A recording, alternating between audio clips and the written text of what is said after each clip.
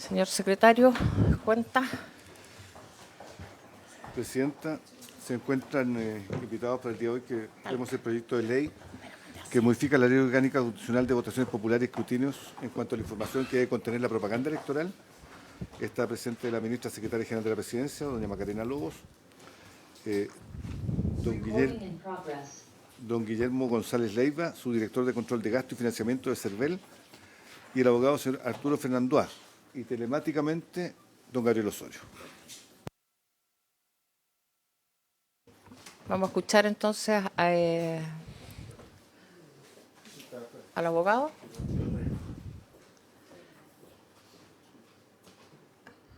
Ministra, ¿el Ejecutivo quiere tomar la palabra ahora o va a escuchar? ¿Sí? Ya, gracias.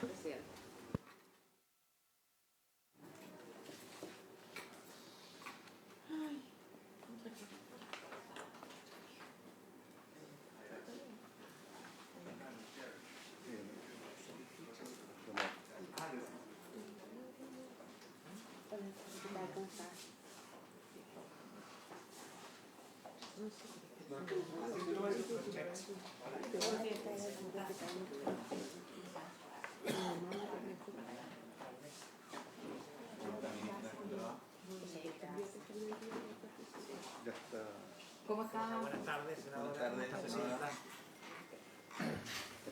Listo.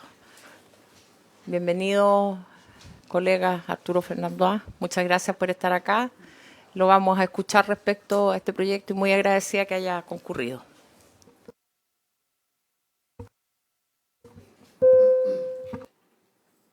Muchas gracias, señora presidenta. El saludo a los demás senadores, senadoras e invitados. Ahí sí, entonces muchas gracias, señora presidenta. Un saludo para los integrantes de la comisión, asesores, funcionarios. Esto es una idea que es el clásico balance que hace el derecho constitucional entre fines y medios, porque naturalmente el fin que se propone el proyecto es muy correcto, es muy acertado, apunta a la transparencia, apunta a la veracidad de la información, por lo tanto debe rescatarse. Pero voy a sugerir hacia el final de la presentación que existen mejores instrumentos que el que tiene la letra de este artículo 40 bis que se propone. Por lo tanto, en ausencia de literatura y jurisprudencia precisa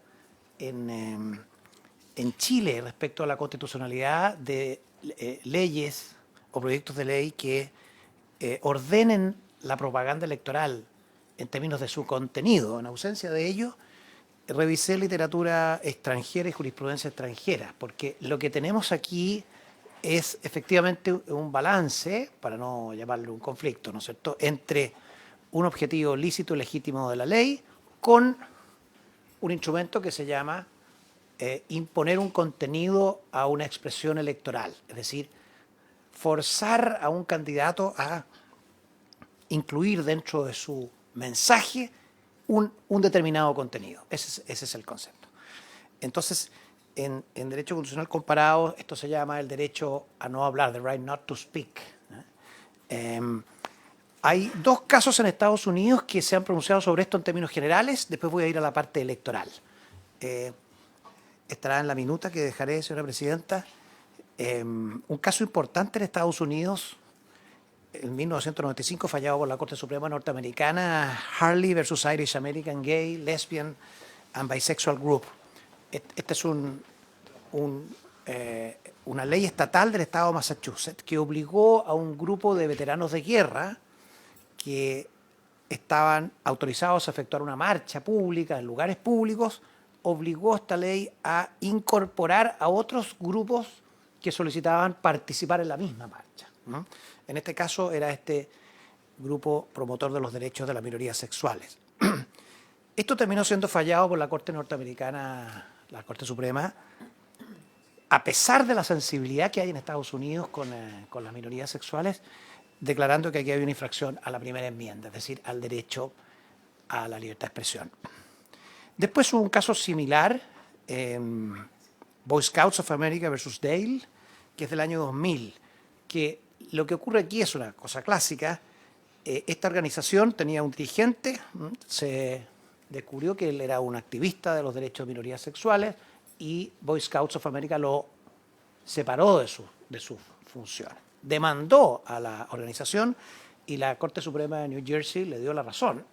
Pero la Corte Suprema, en una estrecha votación 5-4, declaró inconstitucional el forzar a una organización a incorporar a una persona cuyo mensaje no era el que quería dar la organización de Boy Scouts. Esto en protección de la libertad de expresión. Sentencia de junio del 2000. Entonces, configurando la interpretación del derecho a la libertad de expresión. En Chile, la libertad de emitir opinión e informar, del artículo 19, número 12, sin censura previa, por cualquier forma, cualquier medio, muy sensible a imponer contenidos. En materia de propaganda electoral, ¿cuáles son los criterios de la Corte Suprema norteamericana? En primer lugar, aunque parezca inverosímil, la doctrina norteamericana de la primera enmienda está de acuerdo en que la Constitución protege incluso las afirmaciones falsas. Y es tarea de la democracia y del libre flujo de las ideas corregir esas falsedades. En Chile tenemos el derecho a la rectificación, ¿no es cierto? A la aclaración de rectificación del 1912, inciso segundo. Pero permite la doctrina norteamericana regular algunos aspectos de estas afirmaciones falsas. Cuando constituyen un fraude, una difamación, acá tenemos también eso, cuando constituyen un perjurio de funcionarios públicos que han jurado decir verdad, se permite regularlos, o cuando se invoca una representación del Estado que no se tiene, se presume una calidad de funcionario estatal que no se tiene. Ahora, en esta jurisprudencia norteamericana, ¿qué opiniones pueden prohibirse por ley en materia electoral? Que es el tema del proyecto, es decir, impone un contenido y sanciona con multa si no se cumple, revele su filiación política. Fíjese, señora presidenta, que son temas que miran al procedimiento electoral. En primer lugar, se pueden prohibir las informaciones falsas sobre el proceso electoral, el cuándo, cómo y dónde votar. Si un candidato o incluso cualquier persona, un ciudadano, difunde afirmaciones que son falsas en torno a este mecanismo de votación, eso se puede regular y prohibir y sancionar. Hay un caso relevante en 2016 cuando una persona instaba a los votantes de la entonces candidata y después secretaria de Estado Hillary Clinton a votar por mensaje de texto, masivamente, que era una equivocación porque no era válido electoralmente esa votación, y la Corte fue querellada a esa persona por el Departamento de Justicia y la Corte acogió la querella y respaldó una sanción a una persona que en materia de procedimiento de votación difundía una información falsa. Esto estoy yendo al evento que el proyecto de ley recoge, es decir, candidatos que no revelan su filiación o revelan una equivocada o confunden al electorado. En United States versus Mackey, dice que una información intencionalmente falsa sobre el procedimiento de votación no está protegida por la primera enmienda. O sea, la falsedad en materia de procedimientos, dónde, cuándo y cómo votar, puede ser regulada por la ley y sancionada. A contrario sensu, la ley puede regular opiniones de cuando alteran el cómo y dónde y cuándo votar, pero no otras materias. No otras materias, incluso los discursos o afirmaciones falsas. Es un tema muy discutido en academia norteamericana. Si el legislador se propone corregir afirmaciones por la ley o mediante procedimientos, incluso judiciales, aquí tenemos el caso de ley de prensa, no le gusta al derecho constitucional comparado, porque es una vía para ir reduciendo el derecho a la libertad de expresión. Entonces, en síntesis, y antes de llegar a la sugerencia que me gustaría dejar a la Comisión, la Constitución autoriza a la ley para intervenir únicamente para asegurar que cada voto sea emitido libremente, sin intimidación, sin influencia indebida, porque es un interés público válido e importante. Hasta ahí llega la potestad legislativa al momento de regular la propaganda electoral. Por supuesto, el artículo 40 contiene restricciones del lugar y el procedimiento que conocemos a través del municipio, con el servicio electoral, todo eso está perfectamente bien porque mira precisamente al procedimiento. Regulaciones en zonas que no tienen estos valores, incluida la afiliación política, no han sido respaldadas por las Cortes norteamericanas en los muchos litigios que han habido. Entonces, para ir cerrando, ¿qué opinión puede dar uno y qué sugerencias? Como el proyecto obliga a expresar lo que no se quiere expresar, a pesar de que sabemos que es una información importante para el votante, no se ubica en la estricta zona de procedimiento electoral que el derecho comparado respetado autoriza, sí, regulaciones del contenido a la libertad de expresión electoral. Por lo tanto, el medio utilizado con estos parámetros no lo comparto, pero ¿cómo podría obtenerse el mismo objetivo sin imponer obligatoriamente un contenido a la propaganda electoral? Yo diría que la primera y más correcta, dado que la más correcta información es siempre mejor para los procesos electorales, hay algunas ideas. Por ejemplo, si se faculta o incentiva a los partidos para exigir en sus estatutos a los candidatos que sean respaldados en las inscripciones, declaraciones electorales, revelar forzosamente en las campañas su filiación política, ese procedimiento está perfectamente respaldado por la Constitución. Que el partido político lo acoja. Incluso, voy a ir un poco más allá,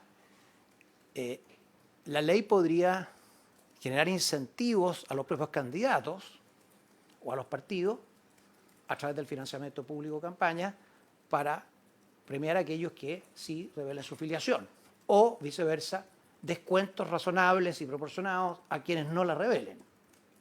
Esta clase de incentivos son normalmente aceptables para el derecho constitucional en virtud del principio de proporcionalidad. Pero imposiciones obligatorias de contenido, entramos en una zona que efectivamente es sospechosa de inconstitucionalidad. Esta era la forma de poder terminar con alguna propuesta positiva, señora Presidenta, y muchas gracias por la gentileza de invitarnos. Muchas gracias, se agradece su exposición y sobre todo la propuesta. No. Claro. ¿Cómo está, senador Rojo? ¿Algún senador, senadora quiere hacer alguna consulta? Senador Edwards. Bueno, primero saludar a usted, Presidenta, a todos la ministra, a los invitados, a los colegas y también a quienes están. ¿Podría desarrollar más cómo podría ser? Porque me gustó mucho su presentación, tiendo a compartir lo que presenta, y una de las propuestas era generar los estatutos. No sé si puede desarrollar más cómo visualizar, o quizás profundizar un poco más de las propuestas para lograr lo mismo, que la persona tenga que revelar quién es, cuál es su afiliación, etcétera, sin hacer una imposición de contenido. Senadora. En ese mismo sentido, que claro, pareciera interesante lo propuesto por el profesor, a quien agradezco su presentación, pero ¿no va eso en directa relación o no pasaría a ser como una orden de partido que hoy día están prohibidas? Y lo segundo, hoy día las personas al votar saben perfectamente, probablemente no durante la propaganda electoral, pero el día que van a votar, el voto sale, el nombre y al lado, primero el pacto al que pertenece y luego al partido por el que tú estás representando. Entonces, de alguna manera, hoy día, esa transparencia tan necesaria con la que usted partió señalando, existe. Probablemente, claro, no todos usan el logo, pero claro, tampoco la libertad de expresión versus la transparencia de la ciudadanía, pero esa transparencia sí existe hoy día, o siempre ha existido porque aparece en el voto. Claro. Y segundo, si el incorporar esta obligación en los estatutos constituye o no una orden de partido. Gracias, presidente. Profesor. Gracias, presidente.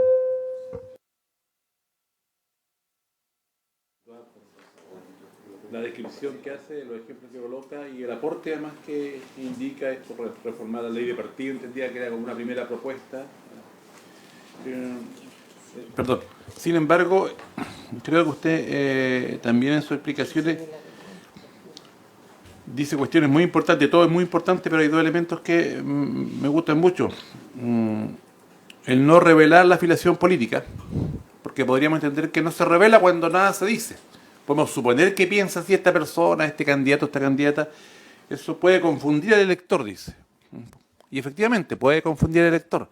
Y lo que en política, por lo menos en teoría, ¿cierto? Todos tratamos de ser lo más transparente posible. Es difícil que alguien se plantee delante de un micrófono y diga, mire, yo le voy a contar la mitad de la historia porque la otra los va a asustar o no van a votar por mí. Al contrario, tratamos de seducir, convencer. Entonces, el no ser muy claro en el mensaje, pero tampoco en el volante que entrego, en la propaganda digital y en todos los medios que hoy día hay, el no ser muy claro no es de manera incauta. Es porque hay una inspiración de no querer manifestar, y ahí ustedes, por supuesto, los abogados dirán, mire, este es el mejor camino, porque creo que eso buscamos esta comisión, el mejor camino para transparentar, si no es esta propuesta en la que nosotros decimos, claro, suena un poquito fuerte, imponer un contenido, pero más o menos tiene que ver con la forma en cómo lo plantea la ley, y nosotros vemos un espacio allí, pero podría ser presentado de otra forma o en otro ámbito. Lo que en el fondo queremos es transparentar e informar de verdad. Antes no había declaración de patrimonio y cada vez se ha mejorado más notablemente aquello y probablemente estamos lejos de lo que hoy día debiera decirse que tenemos o que no tenemos.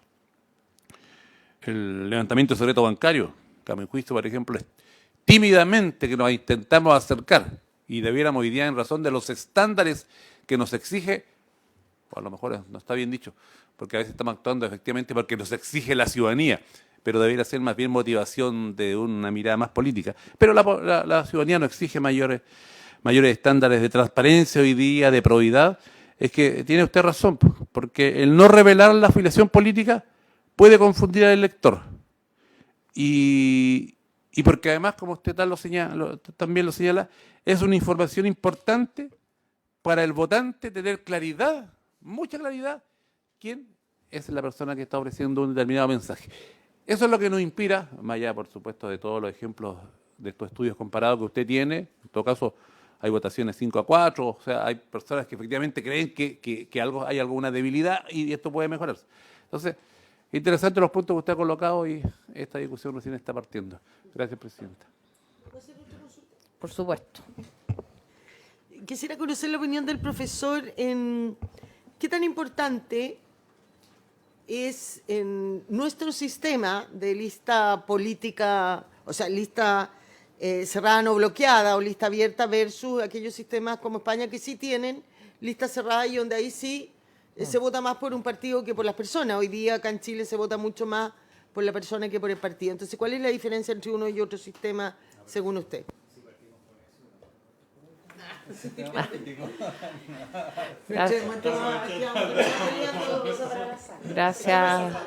Gracias, senadora. También voy a hacer un comentario. Aquí el secretario me señalaba que en la propaganda televisiva aparecen los pactos. ¿Ah? O sea, si forma el pacto del cual uno forma parte, pero después cada partido ve si se hace la propaganda con su logo, que dice pacto y partido. Entonces, sí, pero aparece el pacto, sí, pues pacto tanto. Claro, pero informan el pacto. Pero después los minutos del partido En los minutos del partido dice UDI, qué sé yo, claro. ¿Ah? Eso, un comentario. Gracias. Profesor, tiene la palabra.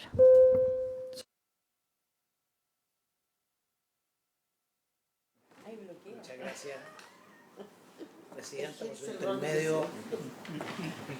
por su intermedio, Presidenta, contesto y comento. Este es un tema que permite mucha elaboración, ¿no es cierto, Ministra? Es una cosa que no está zanjada, pero voy opinando en algunas materias. En materia de modificación de estatutos, que pregunta el senador Edwards, yo veo dos grados. Un primer grado directo, pero menos armonioso con el derecho constitucional sería que la ley obligue a todos los partidos a incluir en sus estatutos la imposición de que todos los candidatos que se amparen en ese partido y sean declarados por ese partido por un pacto, hagan propaganda electoral con revelación. Ese sería un primer grado que en general son imposiciones menos armoniosas con el derecho constitucional, sobre todo por la razón de la libre expresión. Un segundo grado es facultar a los partidos para que hagan esto mismo a través de sus estatutos. En ese caso, ¿qué ocurre desde el punto de vista del derecho constitucional? El candidato o el militante que no le parezca bien aquel partido que incluyó en sus estatutos esta obligación, tiene otros partidos a los cuales acudir. O sea, se respeta más su libertad. Pero el partido, si quiere, si lo considera importante para efectos de su perfilamiento electoral, lo podría exigir en el estatuto. Serían 2 grados de operación a través de los estatutos. Imposición obligatoria, facultad. En rigor, los partidos tienen la facultad, artículo 19, número 15 de la Constitución. La tienen, pero a veces no es malo explicitarla, porque de esa forma se visibiliza más y además el partido se siente respaldado que lo puede hacer. En relación, Presidenta, a lo que pregunta la senadora Mensperger, si constituye o no una orden de partido. En ese caso, si constituiría o no una orden de partido. En realidad, las órdenes de partido apuntan más bien al fondo, el contenido dogmático, doctrinario, especialmente cómo se ejerce la función legislativa en esta sede y en su actuación política. Esto que está en el marco de las candidaturas no clasifica tradicionalmente lo que se entiende de orden de partido, pero rescato el punto que aquí el instrumento que hay que buscar es el menos intrusivo en la libertad del candidato con su discurso, ¿ya? y en el partido con su ideario. El legislador en eso debiera tener mucho cuidado.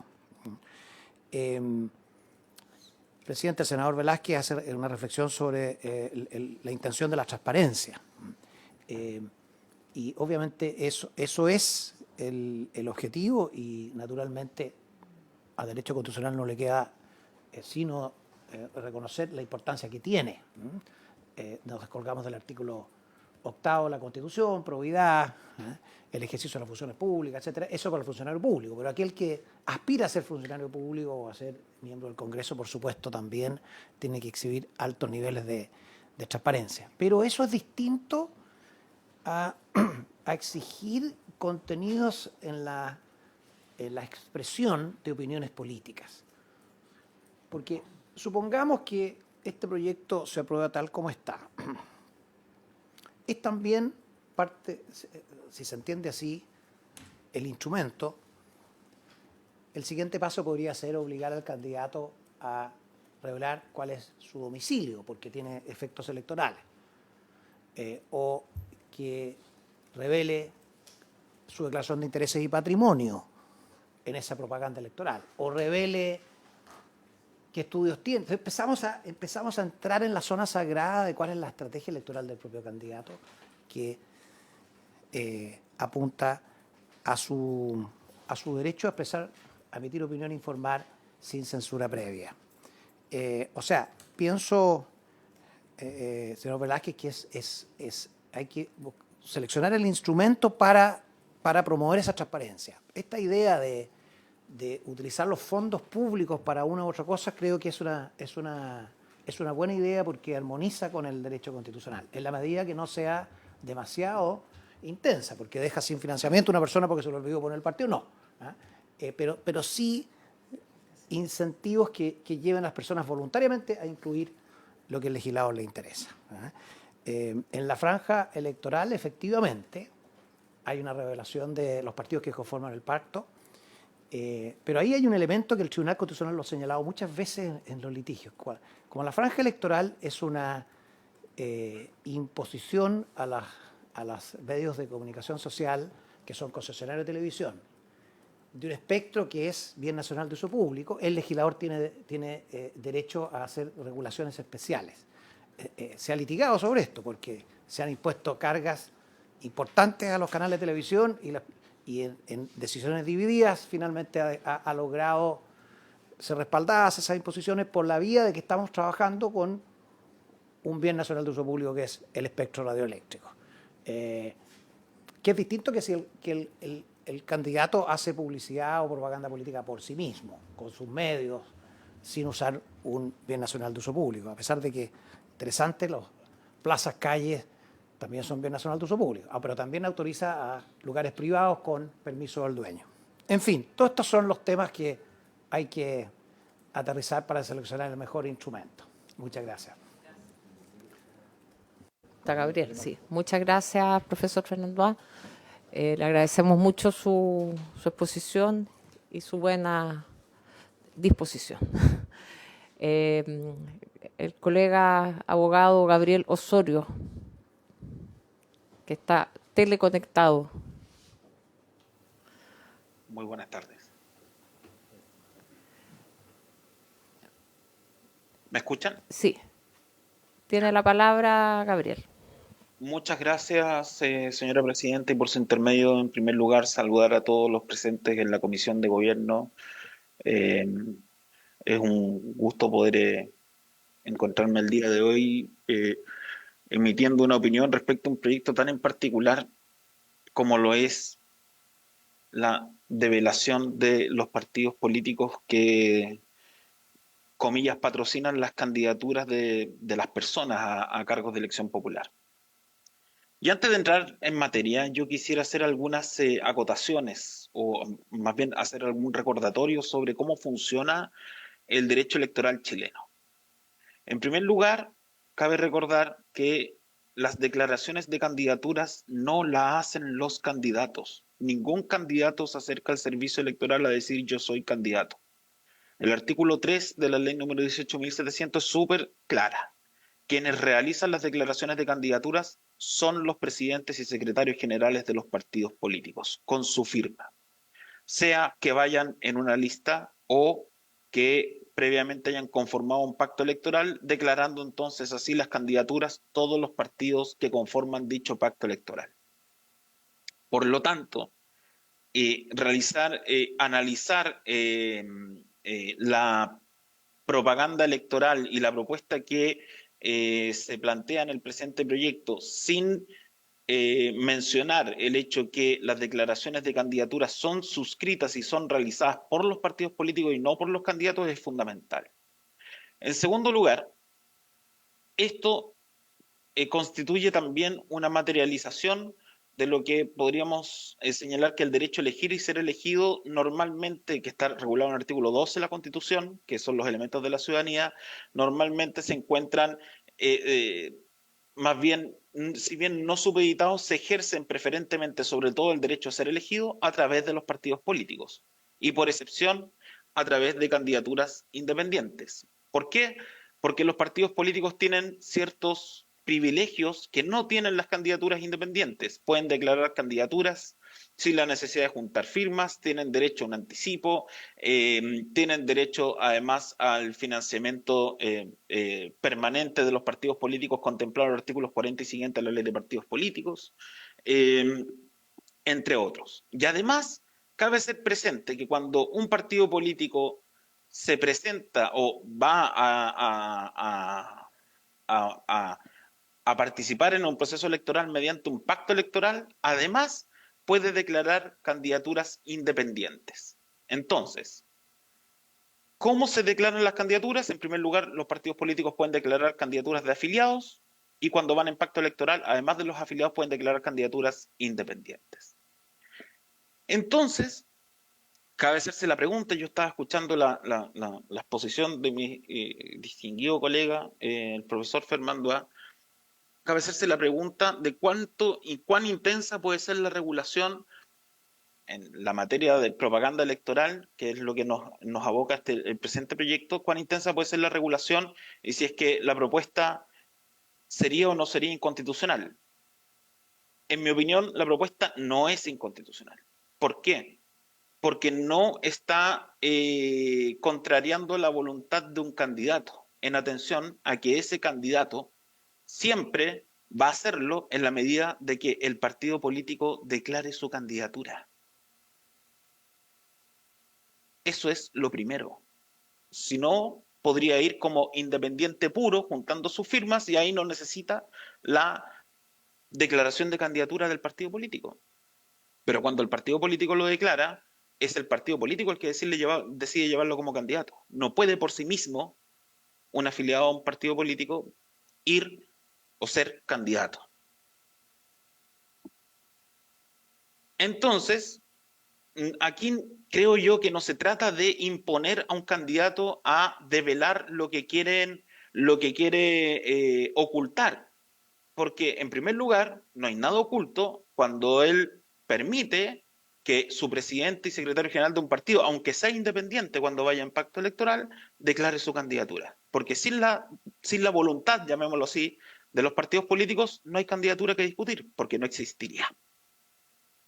Entonces, si fuera lo contrario, no existiría regulación, por ejemplo, de lo que hablaban recientemente la propaganda electoral a propósito de la franja, no podría publicarse los partidos políticos en las cédulas electorales o tampoco en nombre de los pactos electorales y posteriormente los partidos políticos individualizados en la cédula electoral. Lo que pretende el proyecto es simplemente, en mi opinión, es reforzar lo que los partidos políticos y los candidatos que son declarados por esto ya realizaron 90 días antes de su elección, que con su firma se declara su candidatura. Por otro lado, la regulación de la propaganda electoral es bien intensa. En primer lugar, solo se puede realizar la propaganda electoral en los términos que establece la ley. No existe una libertad para los partidos políticos y para los candidatos para realizar otra propaganda electoral que la expresamente autorizada por la ley. Y eso no es inconstitucional, es solamente la regulación de la manera en que se comunica a la ciudadanía las ideas en conformidad a lo dispuesto en el artículo 32 y 30 y siguientes, creo, de la ley número 18.700. No es inconstitucional.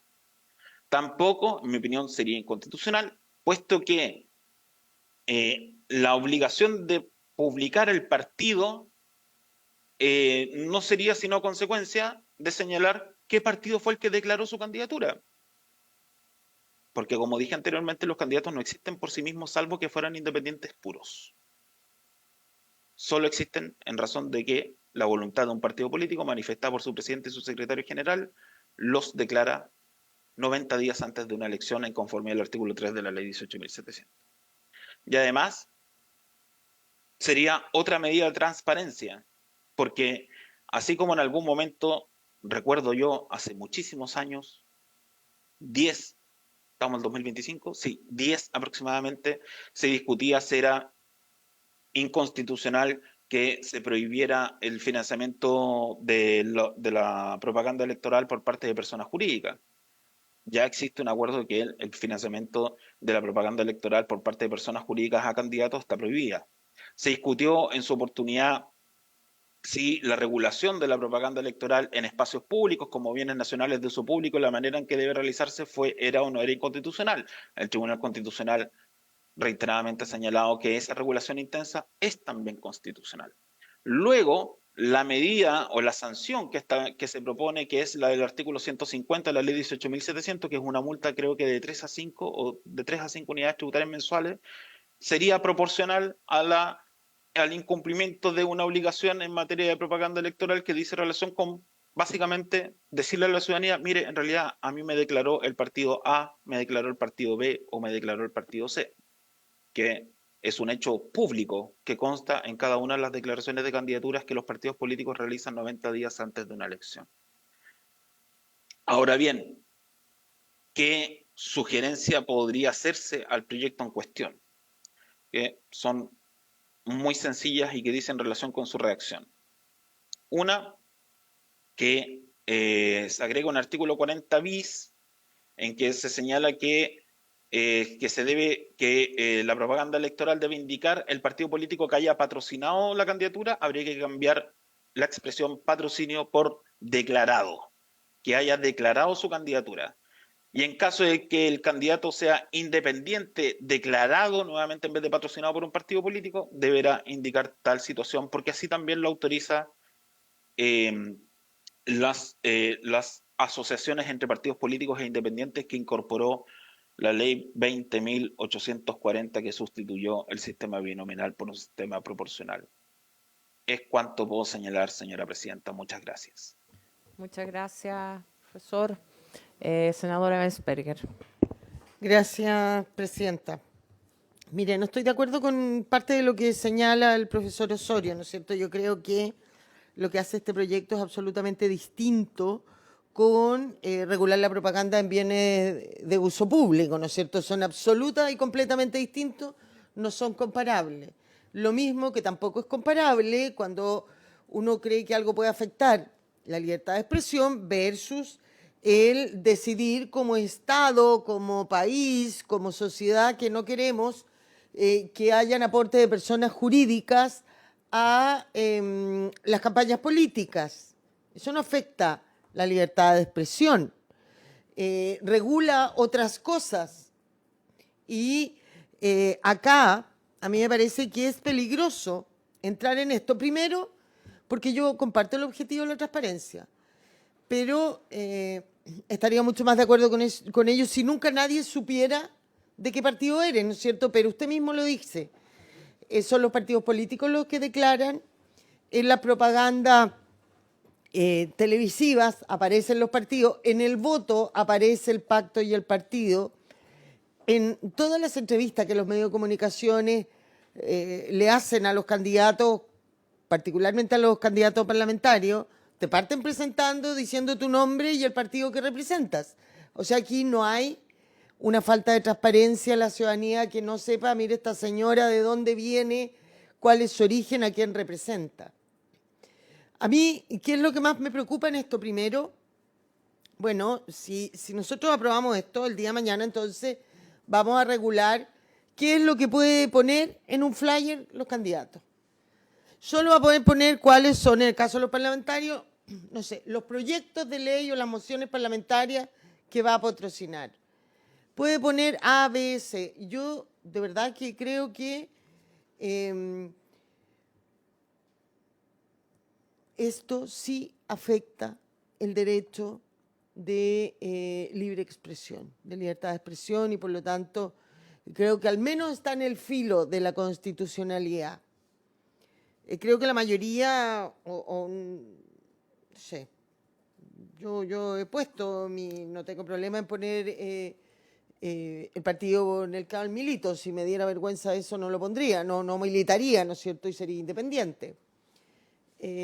Pero no veo por qué exigirlo. No veo cuál es el objetivo final que vas a lograr, porque la transparencia respecto a esto ya existe. Y vuelvo a decir, creo que esta limitación no es comparable ni con el uso ni la regulación de la propaganda en bienes nacionales de uso público, ni tampoco con el aporte de las personas jurídicas. Presidenta, gracias. Muchas gracias, senadora. Senador Velázquez, senador Edwards. Nada más. El gobierno. Tenemos 4 minutos. Muchas gracias, presidenta. Por su intermedio, saludar a los senadores y senadoras integrantes de la comisión, a los miembros de la secretaría, a los invitados. Muy interesante el debate que se ha dado con ocasión de este proyecto. Como Ejecutivo, nosotros compartimos, ¿no es cierto?, la relevancia e importancia que efectivamente se pueda garantizar, y estaba a la base también del debate que se hacía alusión acá a las reformas políticas, de cómo garantizamos que efectivamente la ciudadanía tenga una información clara, certera respecto de quién está votando y cuál es lo que defiende esta persona. Y por eso, desde esa perspectiva, la propuesta, ¿no es cierto?, que establece este 40 bis de establecer la adscripción partidaria dentro de la propaganda. Yo tengo un matiz con lo que planteaba el profesor Fernando A. y me acerco más a lo que planteaba el profesor Osorio. Nosotros creemos que acá no creemos que haya un tema, ¿no es cierto?, de inconstitucionalidad, porque esta ya es información pública. Aquí es información pública que ya, como muy bien decía por su intermedio presidenta, la senadora Bensperger, está presente en el momento del voto, pero justamente la propaganda es para que los ciudadanos y ciudadanas puedan ejercer ese derecho a voto o ese deber, ¿no es cierto?, de manera más informada. Por tanto, no vemos que haya una contradicción respecto de eso, y al ser una información pública, no creemos que sea un tema de contenido propiamente tal. Como bien decía también Gabriel, esto es una cuestión que el partido, digamos, la persona que va en una lista por un partido, ya para estos efectos el partido tiene que haber tomado la decisión para declarar la candidatura y por tanto ya es una información conocida, no es una información que se tenga que develar y de esa perspectiva, ¿no es cierto?, es agregar a un periodo intermedio como es el de la propaganda, una cuestión que ya tiene que conocerse al momento de la declaración de la candidatura previamente y que está consolidada también en el derecho, ¿no es cierto?, en la papeleta propiamente tal. Así que de esa perspectiva, digamos, no vemos un problema de inconstitucionalidad y creemos que va en la dirección correcta de fortalecer, como digo, el conocimiento de la ciudadanía respecto a lo que está adscribiendo cada candidato o candidata. Así nos parece, por su intermedio, Presidenta, en ánimo de, ¿no es cierto?, poder colaborar y hacer ciertas precisiones, además de la que planteaba por su intermedio el profesor Osorio. Creemos que el estándar, cuando se hace referencia, ¿no es cierto?, en el 40 bis, que tiene que ser clara y precisa esta información, la verdad que ese es un contenido abierto, digamos, que puede ser complejo y esa perspectiva, y ahí tendría que, ¿no es cierto?, el CERVEL emitir una opinión. Creemos que dentro de la facultad normativa del CERVEL esto podría quedar, ¿no es cierto?, entregado a que efectivamente ellos regulen y de la instrucción cómo se precisa, ¿no es cierto?, esto que se entiende de manera clara y precisa, toda vez que tenemos que la instrucción, o sea, la forma en que se hace la propaganda es muy variada y, por tanto, en definitiva, cómo se va a materializar no es lo mismo, digamos, cómo se va a hacer en redes sociales, cómo se va a hacer, digamos, en vía de propaganda por canales de televisión o lo que son ya los propaganda escrita, y esa perspectiva podría establecerse para efectos de que, como tiene una multa asociada, digamos, que después los candidatos y candidatas tengan claramente saber cuál es el estándar que tienen que cumplir para efectos de no incurrir en la sanción que se establece con remisión al artículo 115 de la ley 18.700. Adicionalmente, Presidenta, tomando en consideración que estamos en un año electoral, no tiene norma, ¿no es cierto?, de transición el proyecto de ley. Creemos que estando en un proceso electoral, que la necesidad, ¿no es cierto?, de conocer con antelación las reglas claras, debiera tener una norma transitoria que efectivamente esto difiera para los próximos procesos electorales, para efecto de no cambiar las reglas del juego en medio del proceso electoral, habida cuenta que el proyecto está recién en primer trámite constitucional. Eso, Presidente. Muchas gracias, ministra. Voy a... ¿Profesor? ¿Sí?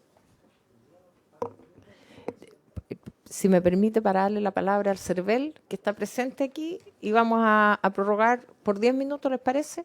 ¿Sí? Listo.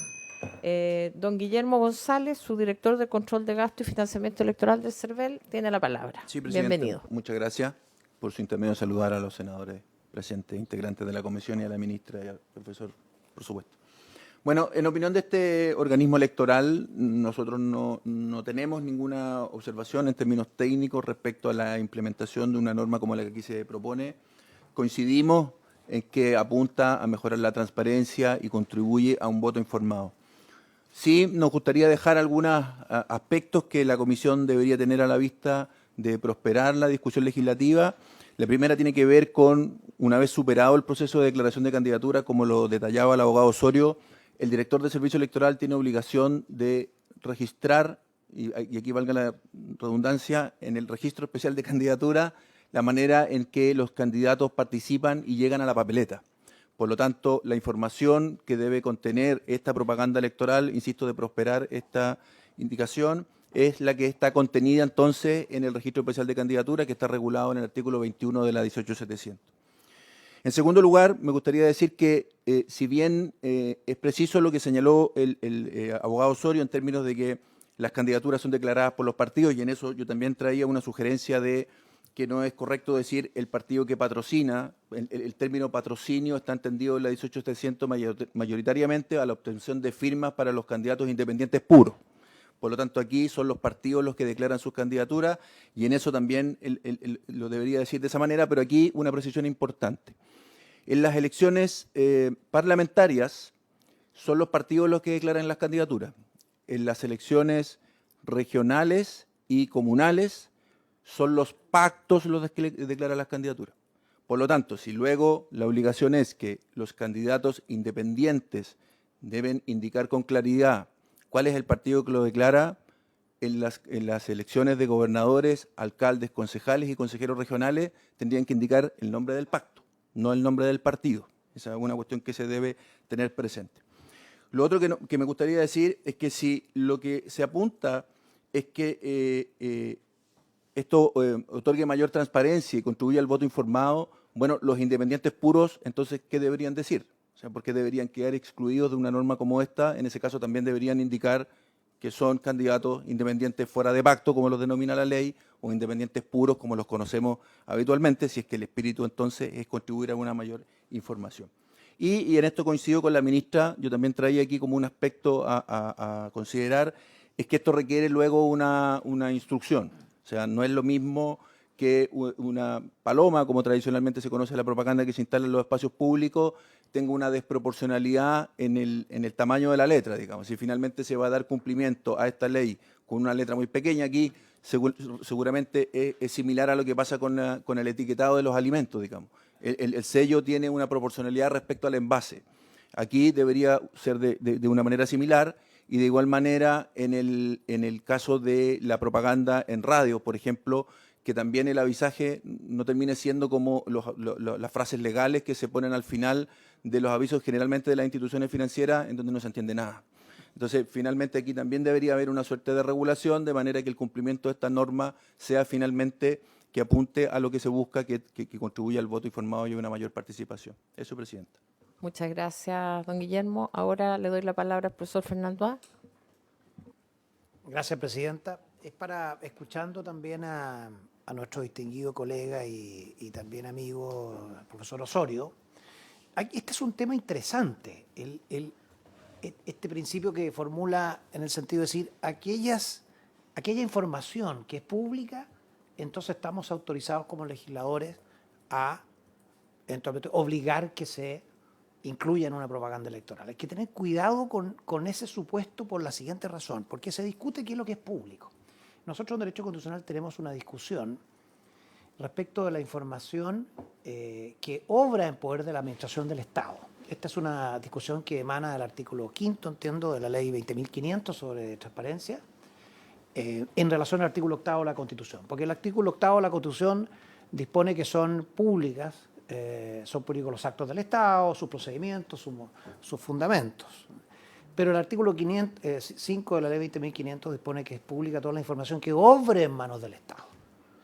Y tiene una discusión en el Tribunal Constitucional que a veces acoge la tesis de que este artículo no está amparado en el artículo 8º, otras veces la valida. Entonces, lo que se teme desde el punto de vista del derecho constitucional sensible a las libertades de las personas es que finalmente se obligue a las personas a ir revelando cada vez más cosas que alguien entendió que es público. Por ejemplo, la declaración de intereses y patrimonio de los funcionarios públicos es parte de lo que tiene la Contraloría y eso hay que llenarlo. Pero si un candidato es obligado el día de mañana a incluir eso también, es parte de la transparencia, la información está ahí, lo podríamos obligar.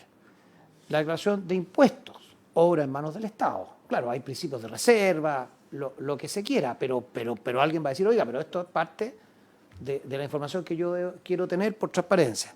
El domicilio, la educación que recibió, las becas que recibió CAE o no recibió CAE, eso obra en manos del Ministerio de Educación. Pagó sus impuestos, está en mora. Es muy peligroso obligar a las personas a incluir en su discurso, el speech, como dicen los americanos, contenidos. Esto es muy, muy sensible, más que nuestro derecho, que lo es el derecho comparado. Y el supuesto de que la información que ya exista o que se estima pública haya autorización para incluirla, me parece peligroso de todo punto de vista, cualquiera sea el que lo sustente. Y si es alguien, es una información que a mí interesa que se revele, no me va a parecer correcto por esa razón. Pero entiendo que es un tema discutible, porque la transparencia es muy importante. Pero dejo esa reflexión en cuanto a cuál es realmente la información. Porque si abrimos esa puerta, es difícil cerrarla. Y por eso nos pareció importante traer jurisprudencia extranjera. Muchas gracias, Presidenta. Muchas gracias, profesor Osorio. Sí, dos apuntes a lo señalado por el profesor Fernando A. El primero, los candidatos están obligados a realizar una declaración de interés y patrimonio junto con la declaración de candidatura. información que es pública, que puede acceder cualquier ciudadano y normalmente es objeto de los más variados comentarios a través de medios de comunicación respecto de los intereses y el patrimonio que declara cada candidatura, y eso es información pública. Y número dos, yo pienso que no reviste esta gravedad o el peligro que señala el profesor Fernando A., porque 10 días después de declarar las candidaturas, el Servicio Electoral publica una resolución que se llama de acepta o rechaza candidaturas, que indica resoluciones que son públicas, que incluso antes se publicaban en los diarios. ¿Y qué señala? Señala pacto electoral XX, partido NN, candidato bla bla bla bla, se acepta o se rechaza la candidatura. Nadie se siente afectado porque se acepta o se rechaza una candidatura y que en esa resolución en que se acepte o se rechaza esa candidatura, que es pública, nadie se siente afectado porque se señale el pacto electoral y el partido político al que pertenece el candidato cuya candidatura fue aceptada o fue rechazada. Es una información pública. Entonces, si ya el candidato da su voluntad para que el partido declare su candidatura, luego el Servicio Electoral publica dentro de 10º día la resolución que aprueba o rechaza candidaturas, señalando pacto y partido, que cualquier chileno puede bajar desde el sitio web del Servicio Electoral, y anteriormente había que comprar los diarios regionales o diarios nacionales. No veo cuál sería el peligro que esa misma información, esa misma, no es otra, esa misma, también esté en la propaganda electoral. Muchas gracias. Muchas gracias, profesor, a ambos por las exposiciones muy ilustrativas. Creo que, y también a don Guillermo del CERVEL.